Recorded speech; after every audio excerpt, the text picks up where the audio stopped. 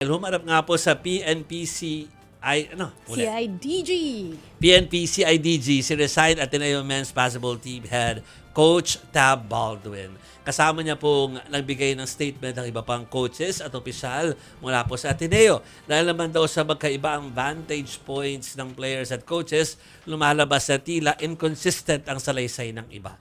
Dapat ay nasa dagat daw noon ng players habang nasa pangpang naman ang coaches. Abuti naman ng hanggang 1 linggo bago sila makapaglabas ng full report kaugnay ng insidente. Samantala, pinagbawalan na po muna ng UAAP board ang lahat ng coaching staff na present sa insidente na mag-participate sa lahat ng UAAP-related activities. Preemptive measure daw ito para hindi matapos ang lahat ng o hindi makaapekto doon sa investigasyon na hindi pa nga po natatapos. Okay, so for more details, we have Mojo Jazz Paredes na nag-cover po diyan kahapon at ngayon. Hi, Jazz. Good evening, Jazz. Any Good evening, additional, Joey. meron pa bang additional na update doon sa naging investigasyon kay Tab Baldwin kanina? Yes, Joey Chikimase. So kanina ngang umaga nasimulan itong pagbabantay natin dito sa PNP sa ATG at nakita nga natin yung pagdating nitong ni dating head coach Tab Baldwin pasado alas 8 ng umaga kanina na kung saan na siya nga ay inimbitahan for the second time para ibigay yung kanyang salaysay at upang makatulong dito sa fact-finding investigation nga na sinasagawa ng CADG. So kung babalikan natin, noong Lunes, unang ipinatawag itong si dating head coach Tab Baldwin kasama ng 5 pang top management ng Ateneo. Ngunit ang dumating lamang noong Lunes ay itong si Athletics Head, Athletics Department Head na si Emmanuel Fernandez at ang tangi lamang daw ipinadala nitong ni head coach Tab Baldwin at iba pang mga ipinasabihin noong araw na yon ay kanilang mga abogado.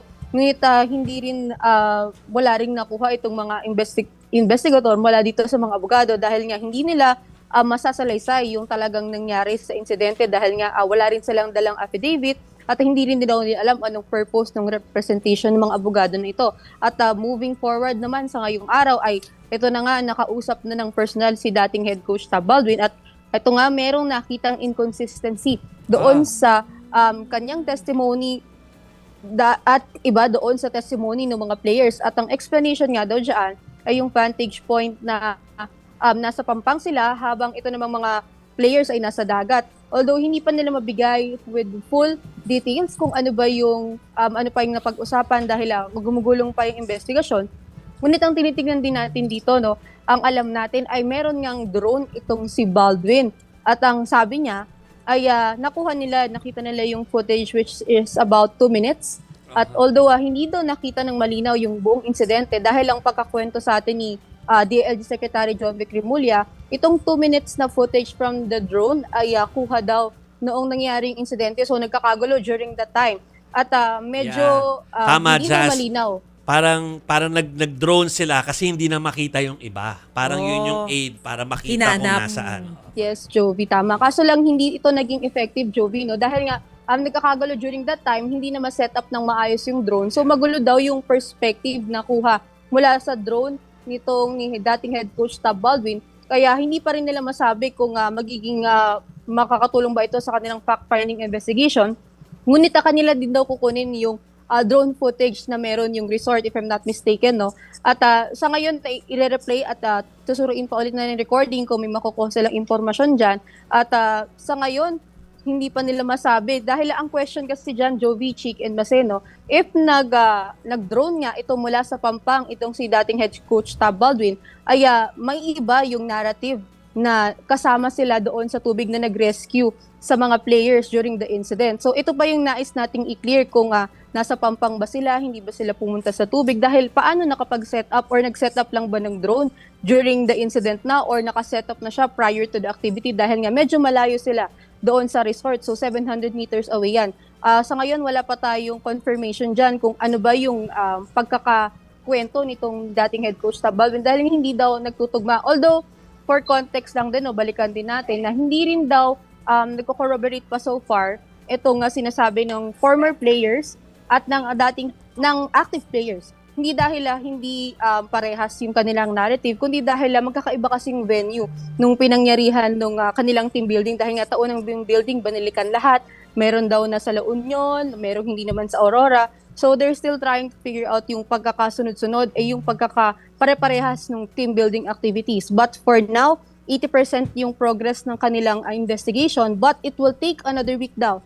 Ang sabi ni Remulla kanina, dahil nga hindi nakadalo si Father Bobby Yap kaninang invitation sa kanya dahil nga may graduation ng Ateneo ngayon. Yeah. From the Tuesday target na maipasa yung report sa DOJ, ay posible daw na mag-take pa ito ng another week dahil this Thursday next week pa, iimbitahan ulit si Father Bobby Yap upang makuha naman yung kanyang testimony. And actually, may isa pa tayong inaantay, no? Si team manager Epo Kim po, na hindi pa rin nagpunta sa tanggapan ng CADG. So, inaantay pa rin natin yung kanyang testimony.